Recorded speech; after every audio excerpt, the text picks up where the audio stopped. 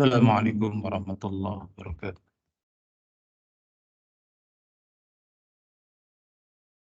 Innal hamdalillah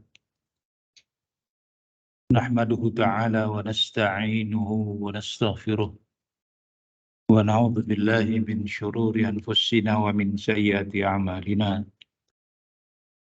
May yahdihillahu fala mudilla lahu wa may yudlil fala hadiya lahu.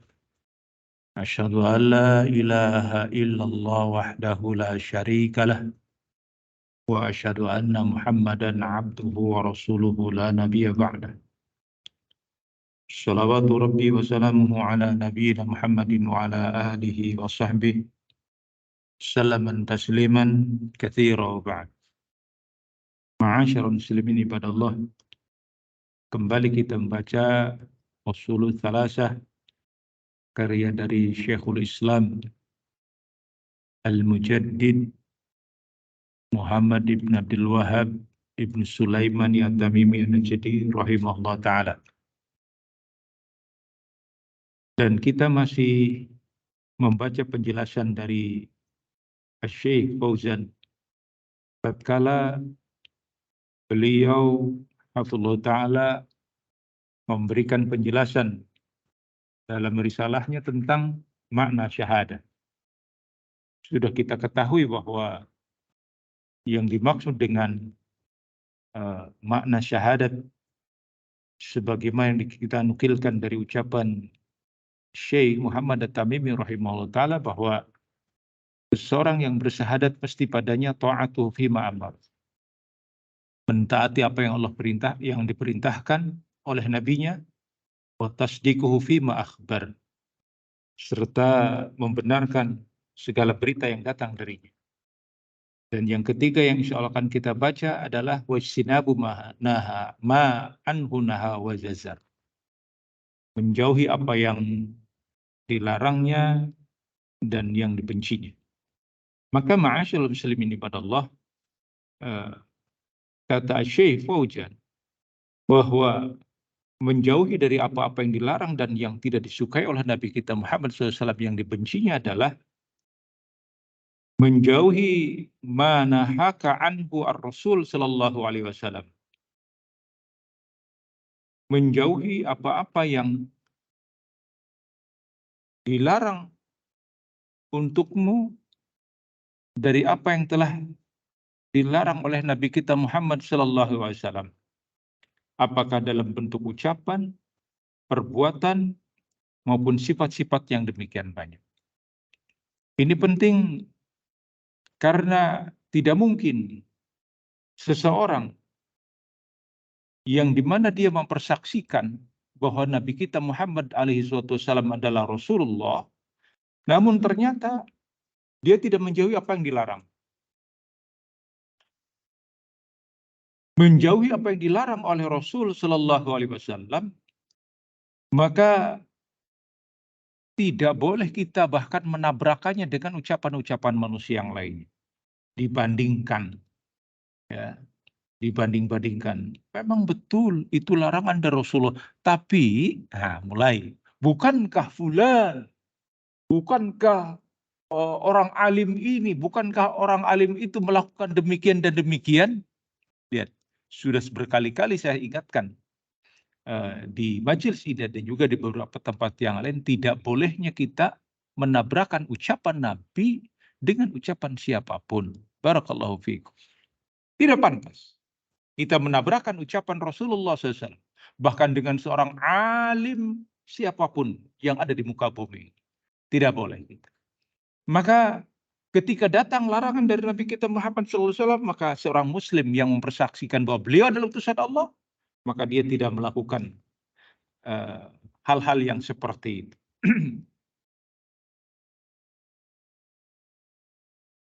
Dan kita harus mengetahui, kata Syekh, wala yanha alaihi salatu wassalam illa an syai'in fihi dhurr. Tidaklah apa yang dilarang oleh Nabi kita Muhammad SAW tentang satu perkara, melainkan padanya pasti ada kejelekan. Pasti ada kejelekan. Dan padanya pasti ada kerusakan. Terutama di masa-masa sekarang ini.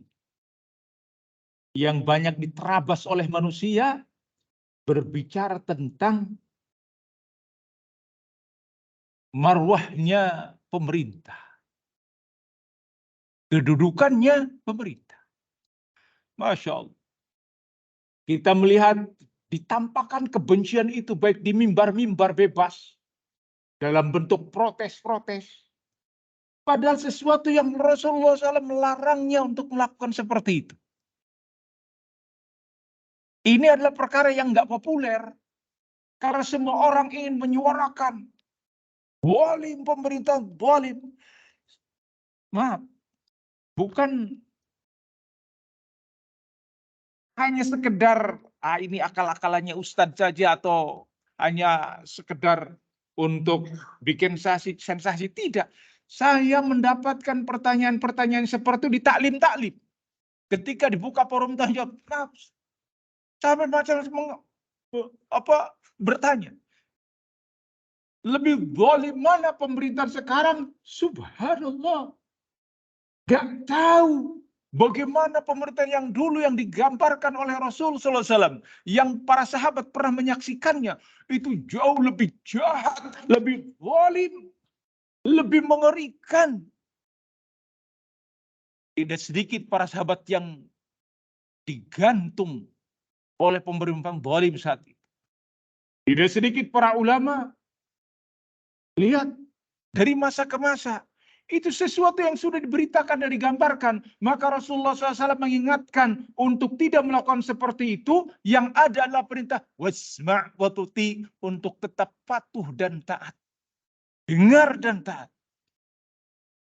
Larangan Nabi untuk melakukan hal yang seperti itu karena akan menimbulkan madarat yang jauh lebih besar. Saya katakan ini perkara yang nggak populer. Kenapa? Orang senang saat ini kalau ketika ada seseorang dai, penceramah, atau siapapun khotib yang dengan beraninya menjatuhkan kehormatan pemerintah. Iya nggak? Apa iya? Iya. Senang seperti itu. Wah, merasa terwakili. Kegelisahannya, kejengkelannya. Seperti itu. Lah inilah karena cara berpikir kita. Terus ditanamkan di media seperti itu. Agar kita membenci pemerintah. Agar kita memponis bahwa pemerintah itu adalah zalim. Padahal Rasulullah SAW melarang seperti itu. Yang ada adalah perintah untuk mendengar taat. Ya. Ini kitanya melihat ya seperti ini. Dai-nya dai antek. Ustadznya ustadz antek pemerintah. Dibayar sama pemerintah. Demi Allah tidak ada sedikit pun bayaran-bayaran seperti itu kepada dai-dai yang berpihak di atas sunnah. Karena memang sunnah menetapkan seperti itu. Lihat tulisan-tulisan para ulama, prinsip-prinsip para ulama, bahkan ini menjadi sebuah usul agar mendoakan kebaikan kepada pemerintah, kepada sultan.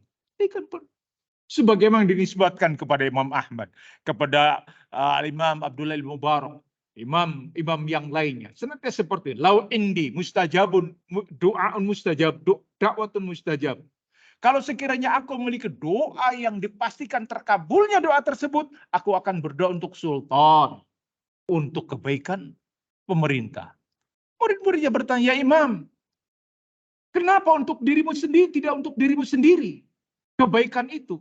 Maka lihat cara berpikirnya seorang alim. Berpikirnya seorang alim.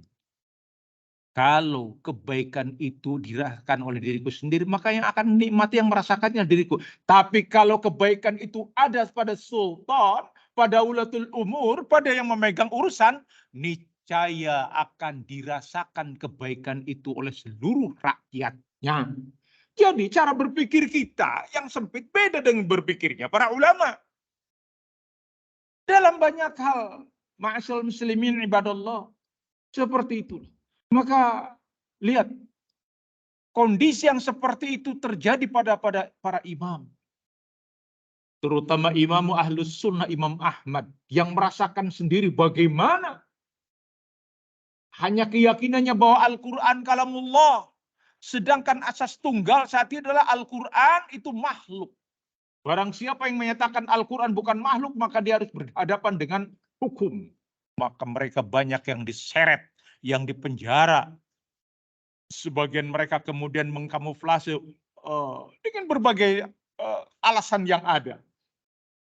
Maka Imam Ahmad melihat kenyataan seperti itu, beliau menampakkan dalam artian untuk membela prinsip agama ini. Ketika ditanya bagaimana Al-Quran, Al-Quran kalamullah ghair makhluk, maka beliau ditangkap, dipenjara, dicambuk terus. Dicambuk bukan sekarang, mana ada sekarang para ulama misalkan yang memang itu betul ulama yang membela akidah, yang membela prinsip-prinsip tauhid dan sunnah diperlakukan seperti itu. Ada negeri ini? Tidak ada. Hanya orang-orang yang diulamakan, diposisikan ini adalah ulama, padahal tidak pernah berkeyakinan sebagaimana keyakinannya para ulama. Dianggapnya dizalim dan lain sebagainya. Tidak. Masya Allah. Walhamdulillah.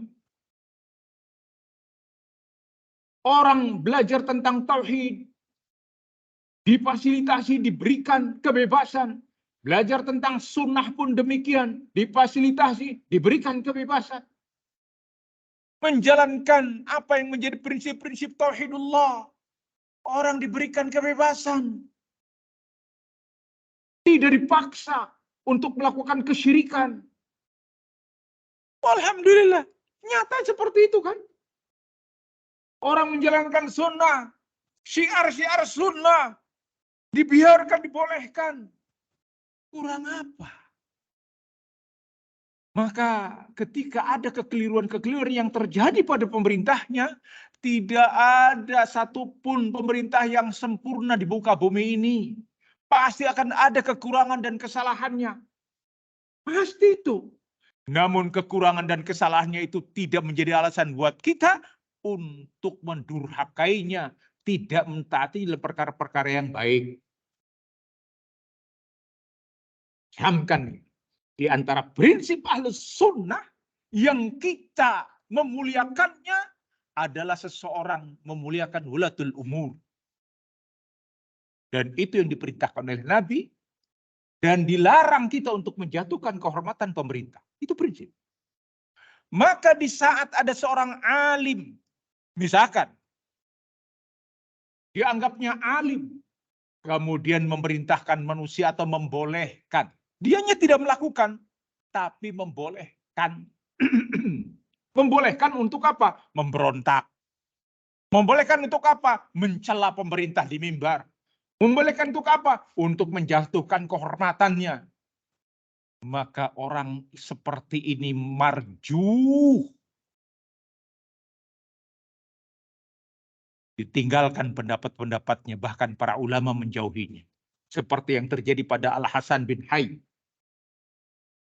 Hidup sejaman dengan Al-Imam Sufyan bin Sa'id As-Sawri rahimahullah ta'ala. Ketika beliau sedang duduk di masjid untuk menantikan khutbah Jumat, tiba-tiba di sebelahnya datang orang tersebut. Al-Hasan bin Hayy. Orang ini yakni memberontak kepada pemerintah? Tidak. Hanya ketika ditanya boleh, tidak. Melakukan perlawanan, dia menyatakan tidak mengapa. Itu saja. Tapi tidak demikian bagi Al-Imam Sufyan Ats-Tsauri.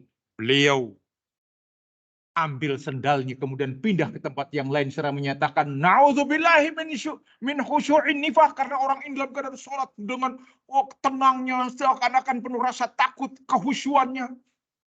Maka beliau menyatakan naudzubillahi min khusyu'in nifaq. Aku berlindung kepada dari khusyunya orang-orang munafik, orang nifak seperti itu. Pindah dia mencari tempat yang lain, diangkat sendalnya. Dan dimasukkan orang yang seperti ini oleh Al-Imam Az-Zahabi di dalam silsilah ad-du'afa wal matrukin. Kumpulan orang-orang yang dhaif, orang-orang yang lemah dan yang ditinggalkan. Sampai sedemikian. Padahal orang ini, Masya Allah, belajar tentang hadis, sejaman dengan para imam. Tapi satu kesalahan dia, bolehnya memberontak kepada pemerintah. Itulah di antara ciri Ahlus Sunnah. Jadi kita jangan kecelek. Melihat orang ini berapi-api bicara tentang tauhid. Bisa jadi. Bicara tentang sunnah. Bisa. Tapi bicara tentang pemerintah. Kemudian dia menjatuhkan kehormatan pemerintah. Ini pertanda bahwa dia telah keluar dari prinsip-prinsip sunnah.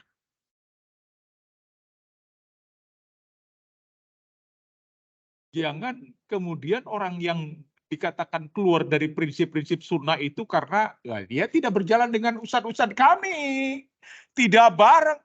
Kan seperti itu. Karena dia begitu dan begini. Jangan, dilihat dulu prinsip yang paling prinsip ini.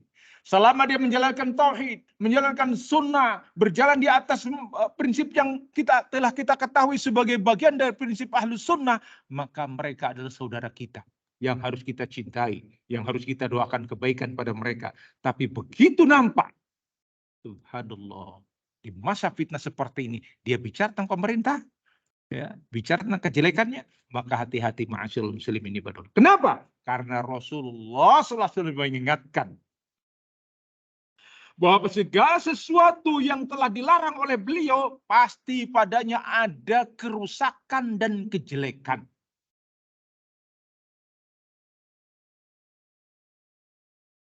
Ketika yang memerintah itu pemerintahan zalim, dan kemudian orang berupaya untuk menjatuhkannya, ketika terjatuh, padahal Rasulullah SAW melarang untuk menjatuhkannya, ketika terjatuh, maka yang ada adalah lebih mengerikan. Lebih mengerikan. Yang dulu korbannya, katakanlah lawan politiknya, 1, 2, 3, 10, 20. Dihabisi misalkan. Tapi ketika jatuh, maka bukan 1, 2 korbannya, ribuan menjadi korban. Mana yang lebih baik? Makanya demikianlah sebagaimana disebutkan kepada Syekhul Islam Ibnu Taimiyah rahimahullah taala di dalam ketika beliau bicara tentang masalah politik dalam Islam, dikatakan bahwa satu malam 40 tahun di bawah pemerintahan zalim itu lebih baik dari satu malam yang tidak ada pemerintahan. Satu malam tidak ada pemerintahan itu chaos, naudzubillah. Mengerikan sekali. Maka ma'asyiral muslimin ibadah Allah, jangan tertipu dengan pemakzulan, dimakzulkan karena dimakzulkan. Ketika dimakzulkan tidak ada pemerintahan, jangan berharap kita akan mendapatkan ketenangan.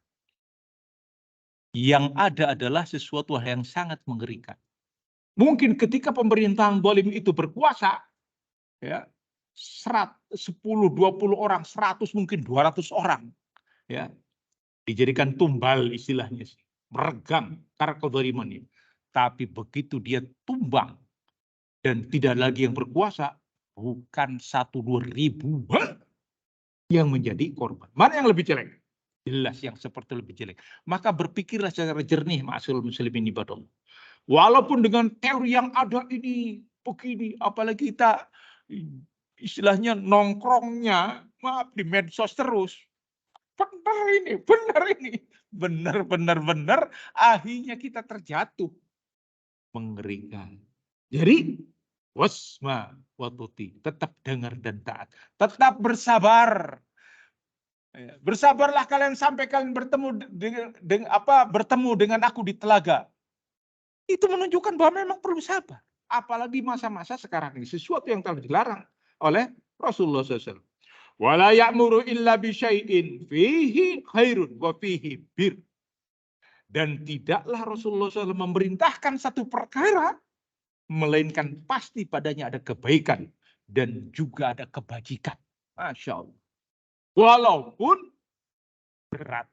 Walaupun, ya Allah, ini masa seperti ini nanti kita dianggap pengecut, penakut, dan lain sebagainya. Lebih baik seperti itu. Jangan sampai kita mengikuti sunnah sayyi'ahnya para pemberontak dan para pendemo. Korban yang pertama kali adalah siapa? Khalifah. Yang ketiga, menantu Rasul Dzunurain, Utsman bin Affan. Penduduk surga yang kita ketika membaca mushaf Al-Quranul Karim, maka setiap yang membaca akan terus mengalir pahalanya kepada beliau yang kita sebut dengan mushaf Utsmani. Iya apa ya? Nah, itu siapa? Kreatornya, beliau. Dengan tangan dinginnya, semua bacaan-bacaan yang ada saat itu dimusnahkan kecuali mushaf beliau. Maka dikirimkan ke berbagai pelosok negeri. Ini yang dijadikan rujukan sampai sekarang. Wabihi wa ni'mah.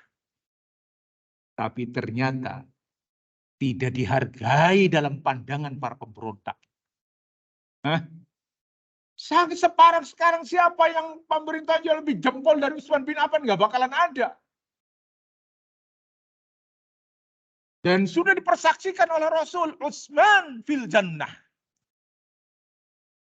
Dan sudah kita ingatkan dalam sekian pertemuan. Sebagaimana hadis Abdullah bin Umar Ibn Khattab, bahwa kami berbicara di zaman Rasulullah SAW masih hidup, bahwa manusia terbaik setelah beliau adalah Abu Bakar, Umar, kemudian Utsman. Tidak ada teguran dari Nabi kita Muhammad SAW. Kata Rasulullah ketika para sahabat sedang berkumpul, jika kalian ingin mengetahui salah satu penduduk surga, tuh, lihatlah orang yang sedang berjalan. Maka orang yang mengetahui mendengar itu diikuti terus. Siapa ini? Karena dia menutup pakai kutra. Sampai ketika rumah ini dipegang, ternyata Utsman bin Affan. Ketika Rasulullah SAW di atas bukit Uhud terjadi. Sekarang sih gempa begitu. Ya, lini apa namanya? Lindo ya, orang Cirebon. Uskut ya, diam kau Uhud. Tidaklah di atasmu melainkan seorang nabi dan seorang nabi dan seorang siddiq serta syahidain. Tidaklah di atasmu melainkan ada seorang nabi, yakni Rasul, Siddiq, Abu Bakar As-Siddiq, dan 2 syuhada, yaitu Umar bin Khattab dan Utsman bin Affan. Umar dibunuh oleh Abu Lu'lu'ah al-Bajusi, sedangkan Utsman dibunuh oleh para pemberontak. Yang cipratan darahnya itu sampai pada ucapan yakfikahumullah, dari mushaf yang beliau sendiri mengkreatornya untuk dikumpulkan. Ternyata seperti itu. Dalam keadaan sedang berpuasa. Air pun tidak boleh untuk didatangkan kepada untuk berbuka. Jahatnya luar biasa para pemberontak. Lah kita mau ikuti mereka, sunnah saya seperti itu. Sedikit-sedikit demo, sedikit-sedikit berontak. Itu sunnahnya mereka. Tidak pantas seorang yang bicara tentang tauhid dan sunnah itu melakukan amalia seperti itu. Enggak baca sejarah mereka. Keyakinannya abal-abal. Saya tegas saja bicara seperti ini. Karena apa? Kita muak dengan hasungan-hasungan untuk membenci pemerintah. Iya. Apalagi ketika ya saya masih remaja lah. Gunung Sari itu. Pokoknya yang pembicaranya berani mencela itu. Amplopnya gede wis. Mungkin di antara jamaah nggak ada yang belum tahu. Saya ngerti sendiri. Pengajian di Gunung Sari. Yang tokoh-tokoh sepuh sih pastilah. Iya. Seperti itu, Masya Allah. Kasihan. Umat dibikin benci, ditabrakan. Namam. La yadkhulul namam. La yadkhul jannah namam. Tidak akan masuk surga. Itu namam. Namam itu adalah yang mengadu domba. Ya, namimah. Mengadu domba 2 muslim sehingga mereka berseteru dan bermusuhan itu adalah sebuah dosa besar. Bahkan diazab di kuburnya pun sudah diazab. Enggak nunggu nanti di akhirat, di kuburan seperti itu, ya kan? Sebagaimana hadis Ibnu Abbas yang dikeluarkan Imam Bukhari dan Imam Muslim dalam Sahih keduanya. Marra rajulain, marra ala kubraini. Rasulullah lewat kedua kuburan. Innahuma yu'adzabani wa ma yu'adzabani fi kabir. Sungguhnya dua penghuni kubur sedang diadab. Tidak diadab melainkan dalam perkara yang sebenarnya tidak berat untuk dia tinggalkan. Fa amma ahaduma yamshi binamimah salah satunya. Adapun yang satu ini, yang salah satunya kemana-mana ngadu domba. Mengadu domba seorang muslim dengan yang lainnya atau di tengah-tengah masyarakatnya itu adalah perkara yang sangat besar, terancam di kuburannya. Bagaimana mengadu domba antara rakyat dengan pemerintah? Yang kayak gini itu harusnya kencang disampaikan. Begitu. Ini namam hati-hati. Yang di mimbar-mimbar. Yang kemudian dipiralkan di media sosial. Kalian harus hati-hati. Wallah, kalian akan terancam. Ya. Di azab kubur maupun dalam jahanam nanti. Kenapa? Ya itu tadi. Karena Rasul menyatakan la yadkhulul jannah namam. Tidak akan masuk surga pengadu domba. Takut ya akhi barakallahu fikum. Takut. Mengadu domba muslim ke sini. Begini. Apalagi sama ustaz diadu domba. Ya, Tuhan, kemarin talimnya ustaz gini. Wah, ustaz yang benar. Ngamuk di mimbar. Nanti sampaikan lagi dalam penting ngamuk lagi. Ya subhanallah. Akhirnya perang antar ustaz. Kasihan. Kasihan sebenarnya orangnya. Akhirnya ustaznya terpancing. Jangan seperti. Ya? Jangan. Maka cukup. Kalau kita bertanya pada satu masalah. Yang kita memang belum menerima karena hawa nafsu kita. Sudah kita diam dan istighfar. Jangan kemudian kita mencari arah yang lain. Kata Ustadz ini begini. Akhirnya antara Ustadz dia dulu perang. Lalu orang-orang ini yang kena. Hati-hati itu. Tambah. Apalagi dengan pemerintah. Maka ma'asyal muslimin ibadah. Maka kata Syekh Al-Fauzan. Tidaklah apa yang diperintahkan oleh Rasul tentang satu perkara. Melainkan padanya ada kebaikan. Dan juga ada kebajikan. Sehingga apabila seorang hamba, seorang muslim, dia tidak menjauhi apa yang telah dilarang oleh Rasul sallallahu alaihi wasallam, lam yakun syahidan lahu birisalati, maka dia bukan orang yang mempersaksikan apa yang telah diutusnya Nabi kita alaihi wasallam sebagai seorang rasul. Tidak. Dalam kondisi dia tidak menjauhinya. Masya Allah. Contoh yang mudah saja, yang gampang, nggak usah neko-neko. Yang memang orang sekarang nganggapnya sudah seakan-akan benar. Ya salah. Ngomong di warung kopi, ngomong di pos ronda, bicaranya tentang pemerintah. Ini disebutkan kejelekan-kejelekan. Nah, disebutkan hal-hal yang seperti jangan lisan kita terjaga. Selama itu perkara yang baik, taati. Kalau perkara yang mungkar, hadisnya sudah lewat. La ta'ati makhluk bi maksiatin khaliq. Tidak ada ketaatan kepada makhluk dalam hal bermaksiat kepada Allah Subhanahu wa taala.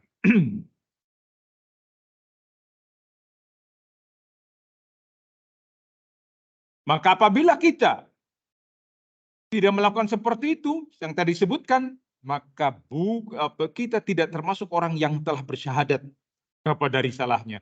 Bal sara mutanaqid.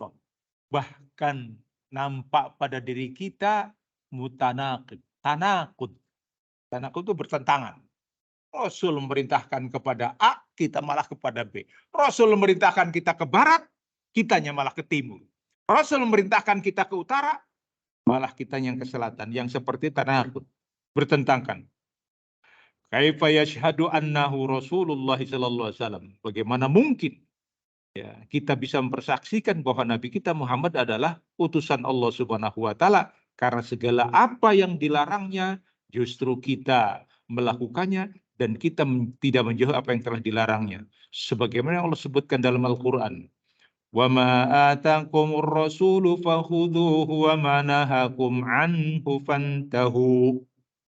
Apa-apa yang datang dari Rasul, maka ambillah.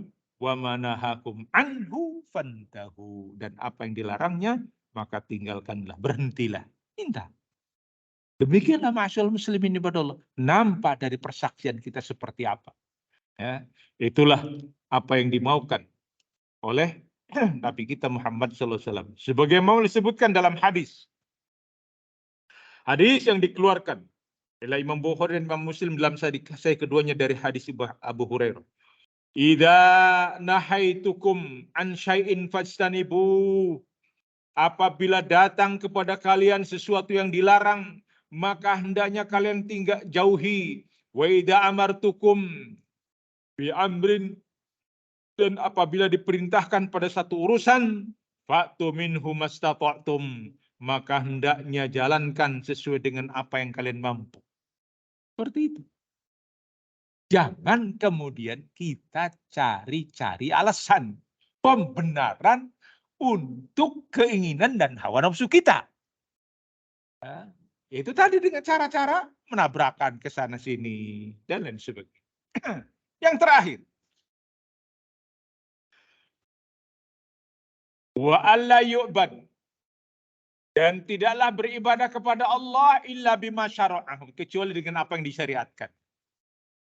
Ini prinsipnya, ya, bahwa seseorang yang bersyahadat, apabila dia beribadah kepada Allah, maka dia beribadah dengan apa yang disyariatkannya. Dan dia terikat dalam hal peribadatan dengan apa yang disyariatkan oleh Allah Subhanahu wa taala kepada Rasulnya sallallahu alaihi wasallam. Tidaklah datang satu perkara yang disyaratkan kepada Rasul, melainkan pasti sudah Allah tetapkan. Karena Nabi tidak memiliki ketetapan syariat sendiri. Bahkan Rasul pun dilarang oleh Allah Subhanahu wa taala untuk menghalalkan dan mengharapkan kecuali dengan apa yang ditetapkannya. Ketika beliau ingin mengharamkan madu untuk dirinya, maka turun ayat, ya ayuhan nabi, lima tuharrimu ma ahalallahu lak. Wahai nabi, kenapa engkau mengharamkan apa yang telah aku halalkan untuk dirimu? Padahal ya, itu yakni sesuatu yang sudah Allah tetapkan bahwa itu halal. Tapi Nabi, ya, karena ingin mendapatkan keridhaan dari keluarganya, maka beliau, jika demikian aku haramkan untuk diriku. Tidak. Allah turunkan ayat untuk mengingatkan beliau. Alaihi salatu wassalam. Maka ma'asyal muslimin ibadallah, segala apa yang datang dari Rasul sallallahu alaihi wasallam, maka pasti semuanya adalah merupakan apa yang telah dibimbing oleh Allah Subhanahu wa taala sebagaimana Allah sebutkan, wa ma yantiqu 'anil hawa in huwa illa wahyu yuha. Tidaklah apa yang keluar dari lisan beliau, ya, merupakan hawa nafsu, melainkan wahyu yang Allah turunkan kepada dirinya. Sehingga ma'asyal muslimin ibadallah, segala bentuk peribadatan yang kita lakukan, maka pada dasarnya harus di atas syariat. Dan Rasul telah menetapkan syariat tersebut untuk kita semuanya. Sehingga segala bentuk amal-amal yang kita perbuat, maka hendaknya kita menjadikan beliau sebagai teladan, contoh, ikutan. Maka tidak ada ketaatan melainkan ketaatan kepada Nabi. Sehingga makna tentang syahadat diantaranya adalah makna la matbu' bihaqqin illa Rasul. Tidak ada yang berhak untuk diikuti melainkan Rasul. Kalau kita mengikuti seorang ustadz, seorang alim, kita bukan mengikuti ustadznya, bukan mengikuti orang alim tersebut, tapi dalil yang dia bawa, hujah yang dia bawa. Kenapa demikian? Karena beliau membawakan dalil, maka kita mengikutinya. Tapi ketika kita berbuat, melakukan demikian, kenapa? Saya ngikuti ustadznya. Loh, kenapa? Ya pokoknya apa jari ustadz. Ini yang dikatakan bukan ittiba. Maka walhamdulillah, mereka yang ikhlas di dalam berdakwah, menyeru kepada Allah dan kepada Rasulnya, niscaya mereka tidak akan diikuti, tidak mau diikuti, tapi ikuti dalil, ikuti keterangan, dan tidak mau orang itu fanatis kepada diri, ta'assub kepada diri. Saya bela ustadznya. Loh, kenapa harus bela ustadznya? Ya karena ustadznya itu begini. Enggak, yang kita bela itu karena dia membawa dalil dan keterangan. Maka kita harus membelanya. Dalil yang dia bawa. Sehingga ma'asyarul muslimin ibadallah, berhati-hati. Kalau kita tidak suka pada seseorang, jangan kemudian kita hantam ya, orang yang membawa ilmu. Yang terjadi kan seperti itu. Para pembawa ilmu dihantam. Lebih-lebih yang dibawa itu adalah tauhid dan sunnah. Kemudian orang berupaya untuk menjatuhkannya. Bahkan dilarang pengajiannya. Dibubarkan. Kenapa dibubarkan pengajiannya? Karena orang ini tidak percaya kepada wali Allah. Loh, misalnya seperti itu dia. Oh, ternyata bukan tidak percaya kepada, tidak mempercayai bahwa waliullah itu adalah mengabulkan doa dan diberikan tarbiyah umat ini agar kemudian jangan seperti itu, minta kepada Allah, bukan kepada orang-orang yang telah meninggal yang memang mereka adalah orang-orang dianggapnya orang soleh. Akhirnya pengajiannya dibubarkan. Yang seperti ini faliyata Nabi, hati-hati kalian, karena yang sedang diserukan oleh ustadz tersebut adalah seorang tentang tauhidullah, tentang sunnah nabinya. Faliyata Nabi, hati-hati. Karena memang banyak seperti itu. Persis sebagaimana orang-orang musyrikin dulu. Datang ke Abu Thalib, hentikan itu keponakanmu dari mencela Tuhan-Tuhan kami. Apa betul Rasulullah SAW mencela Tuhan seban-seban mereka? Tidak ada larangan. La tasubbu. Jangan kau cela Tuhan-Tuhan mereka, nanti mereka akan mencela Allah Subhanahu wa taala, kan begitu ayatnya ada. Yang dikatakan mereka mencela Tuhan-Tuhan itu mengada-ngada saja, karena Rasul mengatakan jangan kalian berdoa kepada mereka karena mereka tidak bisa mengabulkan doa kalian. Ya, itu kan begitu. Benar tidak? Benar. Apakah celaan? Bukan. Hanya mengingatkan agar akal itu kembali. Lah sama sekarang ini. Jangan meminta kepada selain Allah. Berdoalah kepada Allah. Kalian mencari orang-orang saleh. Siapa yang mencela? Tidak. Maka ma'asyarul muslimin ibadallah. Maka ketika kita beribadah kepada Allah Subhanahu wa taala, maka hendaknya sesuai dengan apa yang dibimbingkannya. Maka ketika seseorang membimbing sesuai dengan bimbingan Nabi, maka hendaknya istiqomah, maka tetap kuatlah seperti bersemangat seperti itu. Dengan ilmu kita beribadah kepada Allah Subhanahu wa taala. Ketika ada hasungan atau celaan dan lain sebagainya, maka jangan kemudian kita memprovokasi. Biar saja sudah. Tetap dengan semangat kita, karena kita tidaklah beribadah melainkan sesuai dengan apa yang disyariatkan. Tinggal gampang saja. Apakah yang kita lakukan itu ada bimbingannya kah atau tidak? Kalau tidak ada, maka kita tidak akan melakukannya. Maka kata Syekh, fal ibadat taufikiyah. Yang namanya ibadah taufikiyah, sesuatu yang sudah ada ketetapannya. Bukan ranahnya ijtihadiyah. Zuhur 4 rakaat, subuh 2 rakaat. Ya. Segala bentuk peribadatan semuanya ada taufiqiyahnya, ada bimbingannya. La yajuju illa ityan bi ibadat lam yashra'ha Rasulullah sallallahu alaihi wasallam. Tidak dibenarkan ketika kita melakukan peribadatan yang tidak ada syariatnya, yang tidak disyariatkan oleh Rasulullah sallallahu alaihi wasallam. Memodifikasi ibadah sendiri. Ini kan bagus. Yang penting ikhlas. Kan gitu ya. Alasan mendasar. Yang penting ikhlas. Nah, yang penting ikhlas. Adapun Oh, yang seperti itu kan baik. Kalau ini kebaikan, kenapa dilarang? Baca Al-Quran, kenapa dilarang? Baca Al-Quran kan bagus. Selawat, zikir, itu kan bagus. Bingung tuh kan. Nah, baca Al-Quran, Masya Allah, luar biasa. Gak ada yang menyatakan baca Al-Quran itu jelek. Siapa? Ya, magrum itu orang. Kalau mengatakan baca Al-Quran itu adalah perkara yang... Lah, kalau membaca Al-Qurannya ditenderkan 40 hari, 40 malam. Ya, dengan pasang tenda di sana sini, terutama di tempat pekuburan. Baca Al-Quran. Ya baca Al-Quran. Lah ya iya, caranya seperti itu. Ya nggak tahu kalau gratisan. Dan masa mau. Ya subhanallah. Banyak terjadi seperti itu. Maka kita ingatkan, baca Al-Quran.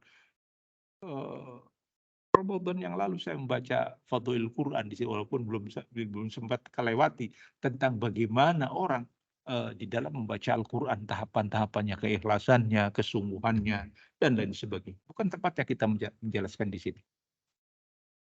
Intinya yang namanya ibadat itu adalah sesuatu yang sudah ada aturan mainnya. Rule of game-nya. Dan yang membuat aturan itu adalah Allah Subhanahu wa taala. Kemudian disyariatkan kepada Nabi kita Muhammad Sallallahu Alaihi Wasallam. Sehingga dalam perkara ini kita mesti hati-hati. Kata Rasulullah SAW, man amila amalan laisa alaihi amruna fahuwa raddun. Nah, hadis ini banyak diketahui dan banyak dibaca karena hadis ini sangat populer. Ya, hadis ini sangat populer. Nah, telah lewat penjelasan tentang masalah amalan ini. Man amila amalan, barang siapa yang beramal, laisa alaihi amruna, yang itu tidak diperintahkan dari kami, fahuwa raddun, maka tertolak. Amal yang dimaksud di sini adalah bukan amal pekerjaan, amal-amal, tapi yang dimaksud adalah amal ibadah. Amal ibadah yang berupa pendekatan diri kepada Allah Subhanahu wa taala. Juga Rasulullah Shallallahu Alaihi Wasallam telah mengingatkan dalam hadis yang dikeluarkan oleh Imam Abu Daud, Imam At-Tirmidzi, Imam Ahmad dan selainnya dari hadis Irbad bin Sariyah. Ketika Rasulullah SAW memberikan satu mauidhah nasihat yang demikian mendalam sampai bercucuran air mata kami, air mata kami, dan begitu tersentuh hati-hati kami, maka kemudian mereka meminta wasiat kepada Rasulullah SAW. Kemudian di antara ucapannya adalah alaikum bisunnati, wajib alas kalian untuk berpegang dengan sunnahku. Kok sunnah wajib? Dah lewatkan penjelasannya mananya, ya, bahwa yang dimaksud dengan sunnah itu adalah prinsip dari agama. Prinsip dari agama, sehingga menjadikan seseorang dikatakan dia adalah seorang ahlus sunnah karena berpegang dengan prinsip yang dibawa oleh nabinya. Alaikum bis sunnah. Wajib atas kalian berpegang dengan sunnah. Wa sunnatil khulafa'ur rasyidin al-mahdiin, dan sunnahnya falah khulafa'ur rasyidin. Loh, emang ada sunnahnya khulafa'ur rasyidin? Tidak demikian maknanya. Maknanya adalah bagaimana khulafa'ur rasyidin berpegang dengan sunnah. Maka itulah yang harus dipegang. Kalau terjadi perselisihan, perbedaan pendapat antara sahabat dengan khulafaur rasyidin, maka siapa yang harus dipegang pendapatnya? Pegang khulafaur rasyidin. Begitu. Yaitu khalifah yang 4, Abu Bakar, Umar, Utsman, dan Ali. Itulah dikatakan khulafaur rasyidin, ya, yang diberikan petunjuk, yang mereka mendapatkan bimbingan mimba'i, setelah sepeninggalku. Allahu a'lam bishawab. Mudah-mudahan dari penjelasan ini mencukupkan buat kita, terutama dalam perkara berkeyakinan bahwa yang namanya agama itu mesti dengan keterangan dan hujah, dan tidak boleh beribadah sesuai dengan apa yang kita maukan. Insya Allah akan kita lanjutkan pada pertemuan yang akan datang.